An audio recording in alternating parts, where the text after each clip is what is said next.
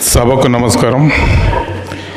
K Gopinath అనే నేను భారత పార్లమెంట్ లోక్సభ సభ్యునిగా ఎన్నికైనందున శాసన ద్వారా నిర్మితమైన భారత రాజ్యాంగం పట్ల నిజమైన విశ్వాసము, విధేయత చూపుతానని, భారతదేశ సార్వభౌమాధికారాన్ని, సమగ్రతను కాపాడుతానని, నేను స్వీకరించబో కర్తవ్యాన్ని శ్రద్ధాశక్తులతో నిర్వహిస్తానని దైవ సాక్షిగా ప్రమాణం చేస్తున్నాను. నండ్రి వనకం. జై తమిళనాడు.